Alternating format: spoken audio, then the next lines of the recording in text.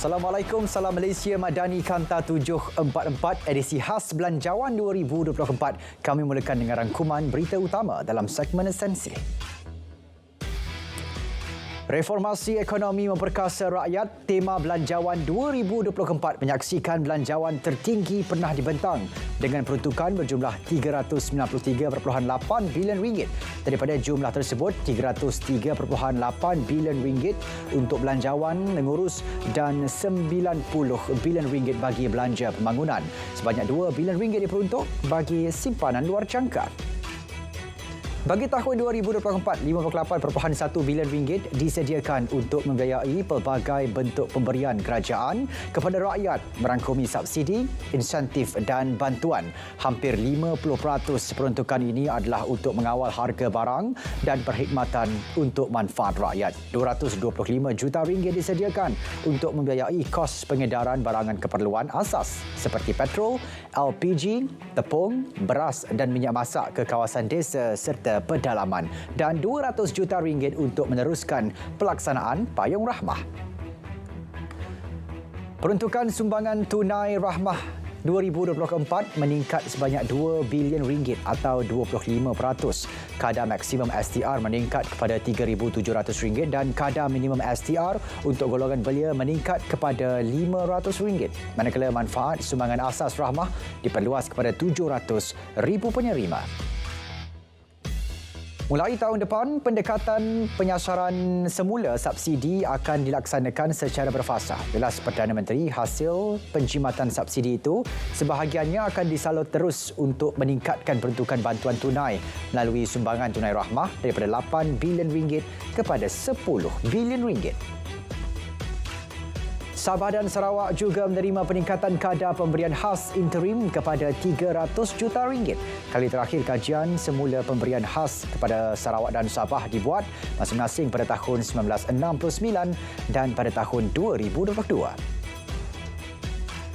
Ini berita baik untuk penjawat awam. RM2,000 diberikan sebagai bayaran insentif awal kajian sistem saraan perkhidmatan awam bagi semua penjawat awam grade 56 dan ke bawah termasuk lantikan kontrak. RM1,000 pula kepada semua jawatan utama sektor awam termasuk polis, bomba, tentera, angkatan bersenjata dan seluruh anggota beruniform. Insentif RM1,000 turut dipanjangkan kepada pesara kerajaan termasuk veteran berpencen serta tidak berpencen. Bayaran akan dibuat sekaligus pada akhir Februari 2024.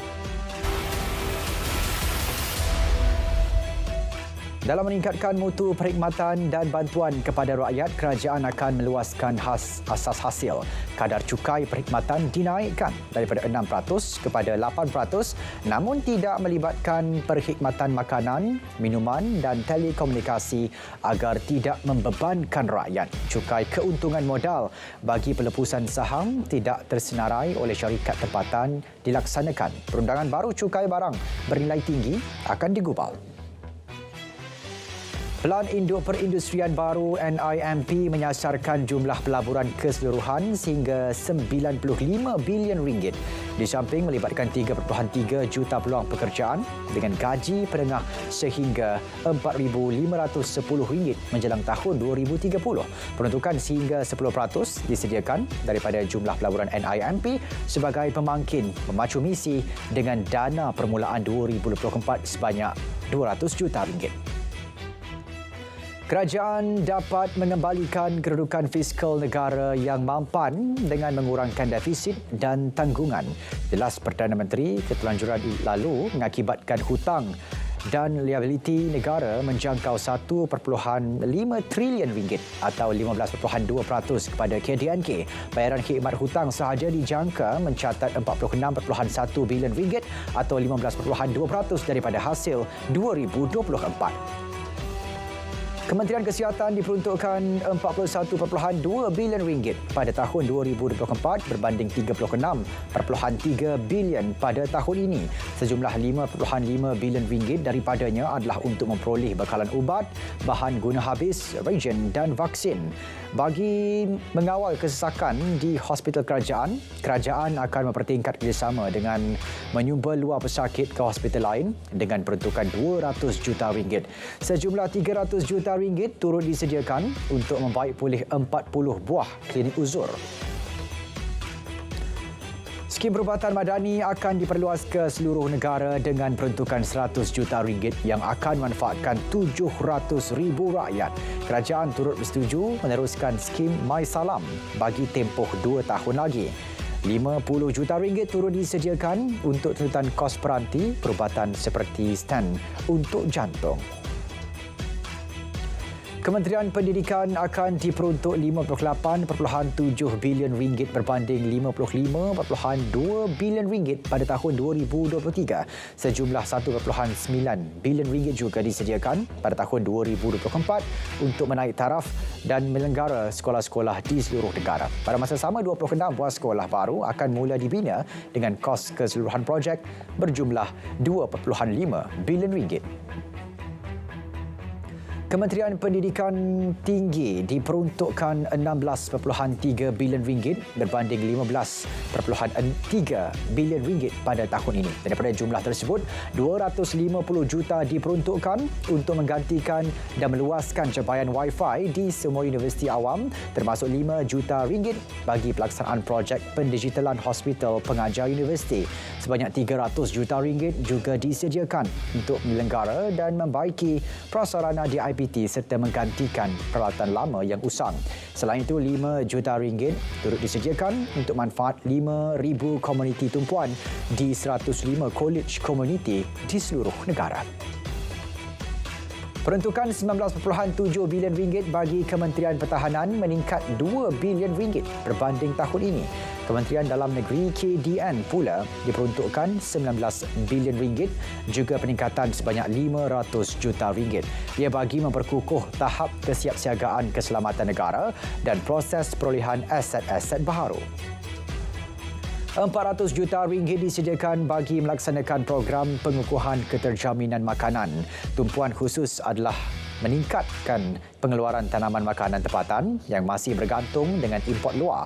Agrobank juga akan menyediakan kemudahan pinjaman kepada pengusaha agromakanan dengan ketersediaan dana sehingga 430 juta ringgit. Petani, penternak dan nelayan yang berdepan dengan musibah bencana sehingga memusnahkan hasil tanaman dan ternakan akan terus dilindungi melalui tabung bencana pertanian dan skim takaful tanaman padi. Bagi terus memperhebat usaha menjamin kelangsungan industri agromakanan negara yang lebih mandiri, 2.6 bilion ringgit disalur dalam pelbagai bentuk subsidi dan insentif kepada pesawah dan nelayan. Demi membantu pendapatan pesawah, harga lantai belian padi ditingkatkan kepada RM1,300 per metrik tan. Pelaburan bernilai 3 bilion ringgit dibuat bagi meningkatkan pengeluaran padi.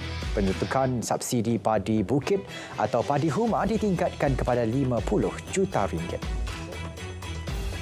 Kerajaan menyediakan 2.4 bilion ringgit kepada Felda, Felkra dan Risda dan 70 juta ringgit bagi meningkatkan tahap kemampanan industri sawit di pentas antarabangsa. Kerajaan turut bersetuju untuk menaikkan paras harga pengaktifan insentif pengeluaran getah kepada RM3 sekilogram dengan peruntukan 400 juta ringgit. Malah bagi membendung masalah keluasan sawit tua, kerajaan akan menyediakan insentif program tanam semula sawit dengan peruntukan 100 juta ringgit kepada 7,000 pekebun kecil sawit persendirian.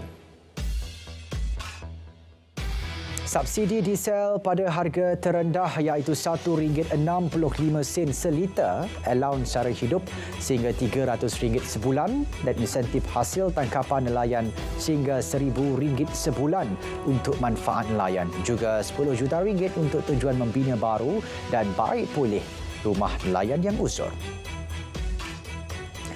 Sejumlah 33 projek tempatan banjir berkeutamaan tinggi akan mula dilaksana dengan kos RM11.8 bilion. RM20 juta disediakan kepada 150 PBT untuk melaksanakan kerja-kerja pembaikan parit dan longkang yang rosak. Dan bagi mengekang tragedi tanah runtuh, RM563 juta diperuntuk bagi pembaikan cerun seluruh negara. Natma pula diberi peruntukan RM300 juta bagi persiapan banjir. Sejumlah 1.1 bilion ringgit disediakan bagi melaksanakan penyelesaian isu bekalan air. Bagi Kelantan, projek pembinaan loji rawatan air Machang Fasa 1 akan dilaksanakan bagi meningkatkan rizab bekalan air. Kerajaan juga akan memberi fokus dalam memulihkan dan menggantikan infrastruktur serta peralatan bagi meningkatkan kapasiti loji rawatan air di Sabah. Bagi Labuan pula, usaha ditumpukan kepada penggantian paip-paip dan infrastruktur air. Sehingga Ogos lalu, 256 projek sakit atau lebih 28,000 unit rumah telah dipulihkan melibatkan nilai pembangunan kasar 23.37 bilion ringgit. Secara keseluruhan, 2.47 bilion ringgit disediakan untuk melaksanakan projek perumahan rakyat bagi tahun 2024. Dana jaminan khas berjumlah 1 bilion ringgit bagi menggalakkan pemaju yang berwibawa memulihkan projek terbengkalai yang telah dikenal pasti. Kerajaan juga akan menambah skim jaminan kredit perumahan sehingga 10 bilion ringgit bagi manfaatkan 40,000 peminjam. Kerajaan berhasrat merasionalisasikan subsidi diesel secara berfasa. Dengan pendekatan tersebut, ianya dapat mengurangkan keterisan subsidi dan mengurangkan impak kepada harga barangan untuk rakyat. Jelas Perdana Menteri, kerajaan kini menanggung RM1.60 bagi setiap liter diesel atau sekitar 1.5 bilion ringgit keseluruhannya. Pemberian rebat bil elektrik RM40 sebulan kepada isi rumah miskin Tegar diteruskan. Ia melibatkan pertukaran RM55 juta. Kerajaan juga bersetuju mengecualikan bayaran deposit akaun bil elektrik atas nama sendiri. Diskaun bayaran balik pinjaman PTPTN akan diberikan bermula 14 Oktober 2023 sehingga 31 Mac 2024. Diskaun 10% atas baki hutang untuk penyelesaian penuh pinjaman. Diskaun 10% untuk bayaran sekurang-kurangnya 50% daripada baki hutang dalam sekali bayaran. Diskaun 15% untuk bayaran secara potongan gaji atau debit terus berjadual. Rangkaian 5G akan mencapai kira-kira 80% liputan di kawasan berpenduduk menjelang akhir tahun ini. Rakyat kini boleh menikmati perkhidmatan 5G yang ditawarkan oleh semua syarikat telekomunikasi pada tahap kualiti yang baik. Pada masa yang sama, Cyber Security akan membangunkan rangka kerja pengujian keselamatan cyber 5G serta kepakaran tempatan terhadap teknologi 5G dengan peruntukan RM60 juta. Bagi mengantarabangsakan syarikat pemula tempatan dan meningkatkan daya saing bagi menembusi pasaran serantau, syarikat berkaitan kerajaan GLC dan syarikat pelaburan kerajaan GLIC menyediakan dana sehingga 1.5 bilion ringgit untuk menggalakkan syarikat pemula termasuk usahawan PKS Bumi Putra menceburi bidang HV. Skim galakan penggunaan motosikal elektrik diperkenal kepada rakyat berpendapatan tahunan RM120,000 ke bawah. Skim berkenaan akan memberi rebat sehingga RM2,400 kepada pembeli. Kerajaan juga bercadang melanjutkan pelepasan cukai pendapatan individu sehingga RM2,500 ke atas perbelanjaan kemudahan pengecasan EV untuk tempoh 4 tahun dan potongan cukai bagi kos sewaan EV untuk tempoh 2 tahun lagi. RM18 juta diperuntuk bagi melancarkan urusan reformasi perundangan.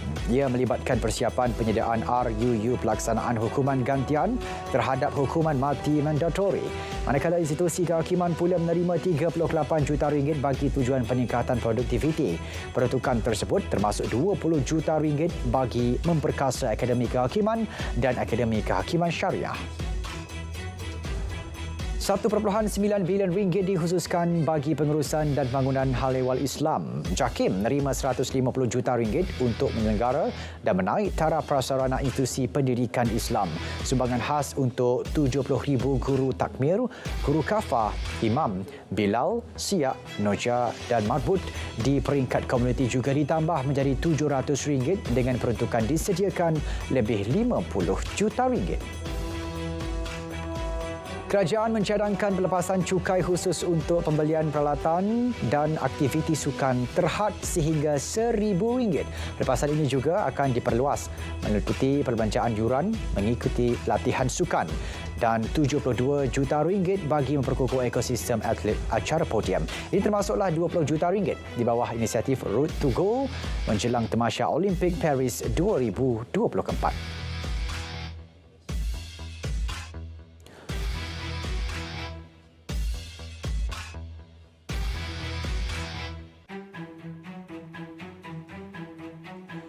Rang Undang-Undang Perbekalan 2024 yang dibentangkan di hadapan Yang di-Pertua Dewan Rakyat Tan Sri Johari Abdul akan dibahaskan di peringkat dasar selama 8 hari bermula Isnin ini. Kemudian diikuti sesi jawapan oleh Menteri bermula 30 Oktober.